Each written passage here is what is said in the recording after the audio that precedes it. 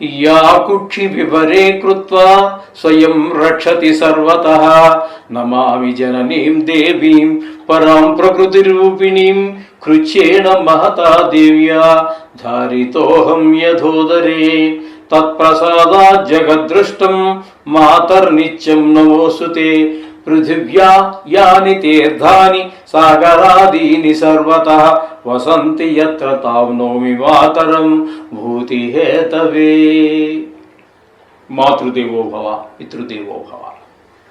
తులారాశి వారికి మార్చి నెల 2026 సంవత్సరంలో గోచార ఫలితాలు ఏ విధంగా ఉంటాయో సశాస్త్రీయంగా తెలుసుకునేటువంటి ప్రయత్నం చేద్దాము.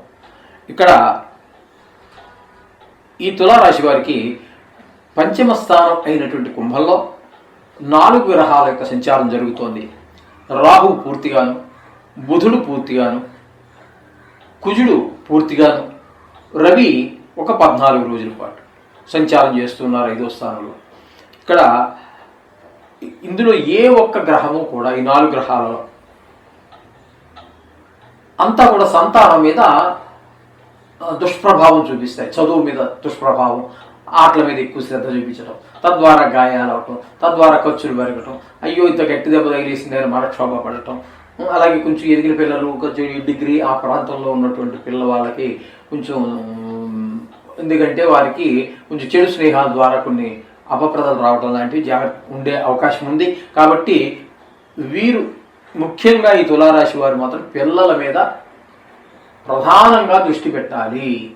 ఎందుకంటే 4 గ్రహాలు అక్కడ సంతానం మీద దుష్ప్రభావం చూపిస్తున్నాయి. కాబట్టి చాలా జాగ్రత్త తీసుకోవటం అనేది సూచన.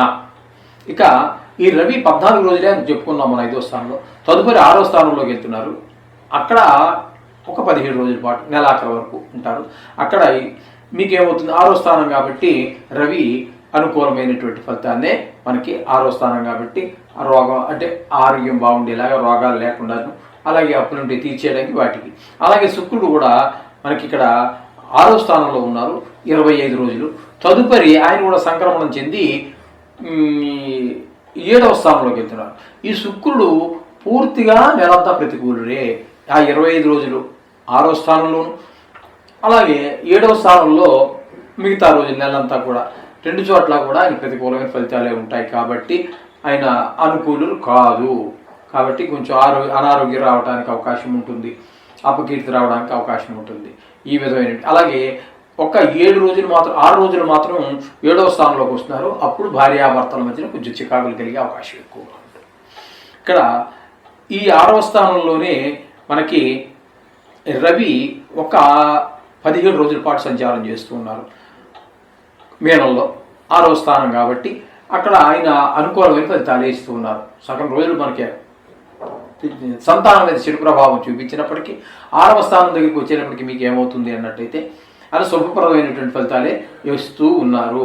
అంటే ఆరోగ్యం బాగుండేలా ఉంటుంది, ధనానికి లోటు ఉండదు. అంటే అప్పు ఇవ్వాల్సి ఉంటే మనం ఈజీగా ఇచ్చేయగలుగుతాము, చాలా సులువుగా ఇచ్చేయగలుగుతాము.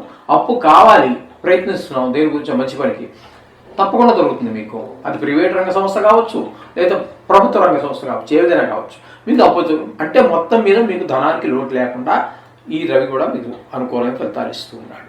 అలాగే శుక్రుని శని తీసుకోవాలి. ఈ శని కూడా 6వ స్థానంలోనే ఉన్న కారణంగా అత్యంత అనుకూలమైన ఫలితాలు. ఆరోగ్యం బాగుండేలా చేస్తాడు, ధనానికి లోటు ఉండడం, అప్పులుంటే తీర్చేయటం, అప్పు కావాలంటే తెచ్చుకోవటం, మొత్తం మీద డబ్బులు ఇంత ఈజీగా వస్తాయా, ఇంత ఈజీగా మనకు తీర్చేయగలుగుతామా అప్పు అనేటువంటి పరిస్థితిలో మీకు ధనానికి ఏమాత్రం లోటు లేకుండా అటు శని భగవానుడు కూడా మిమ్మల్ని కాపాడుతూ ఉన్నాడు. ఇకపోతే భాగ్యస్థానంలో గురు సంచారం. భాగ్యస్థానంలో గురు సంచారం అనేది చెప్పుకోదగినటువంటి మంచి పరిణామం. ఎందుకంటే అక్కడ తండ్రి గారి ఆరోగ్యం బాగుండటం, లేకపోతే మనం ధనానికి లోటు లేకపోవటం, వాహనాలకి అవి చక్కగా మనం కొనుగోలు చేయటం కానీ, ఉన్న వాహనాలు సక్రమంగా పనిచేయటం కానీ, దాని ద్వారా మనకి ఏ విధమైనటువంటి ఇబ్బందులు లేకపోవటం, అలాగే గుళ్ళు గోపురాలకి వెళ్ళగలగటం, అవన్నీ కూడా మనకి చాలా శుభప్రదమైనటువంటి ఫలితాలు. అలాగే కొంతమందికి అవివాహితులు ఎవరైనా ఉన్నట్టయితే వారికి వివాహం కుదరటం కానీ, లేదా వివాహం జరగటం కానీ అవడానికి కూడా అవకాశాలు చాలా ఎక్కువగా ఉన్నాయి తులారాశి వారికి. ఈ విధమైనటువంటి ఫలితాలన్నీ అక్కడ మనకి గోచరిస్తూ ఉన్నాయి మార్చి నెలలో. ఇకపోతే ఏకాదశి స్థానంలో కేతు గ్రహ సంచారం.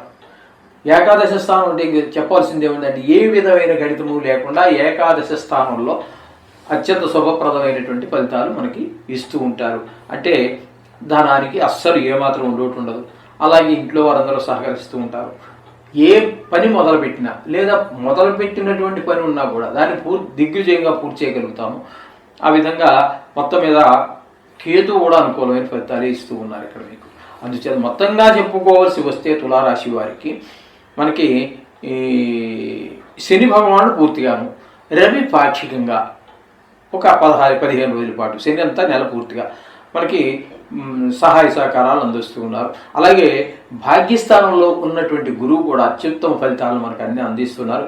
కేతు గ్రహం అంటే 3 గ్రహాల యొక్క అనుకూలత మనకి చాలా బాగున్నది, అందులో సందేహమే లేదు. ఈ విధమైన ఫలితాలన్నీ కూడా మనకి చక్కగా ఫలితాలు ఇస్తున్నారు. అంటే ఒక రకంగా చాలా బాగుందని చెప్పాలి. ఎందుకంటే మనకి 2-3 గ్రహాలు 3.5 గ్రహాలు మనకి అనుకూలంగా ఉంది కాబట్టి బాగుందని చెప్పుకోవచ్చు. చెప్పుకున్నా కదండి, ప్రతి రాశి వారికి కొన్ని గ్రహాలు అనుకూలత, కొన్ని గ్రహాలు ప్రతికూలత. కాబట్టి మనం ప్రతి నిత్యము చెప్పుకుంటున్నట్టుగానే నవగ్రహాలు పూజించుకోండి, సకల శుభాలు పొందండి. ఎటువంటి అనుమానం అక్కర్లేదు, భక్తి శ్రద్ధతో మాత్రం చేయండి ఆ 2 నిమిషాలు. ఓకే, శుభం భూయాత్.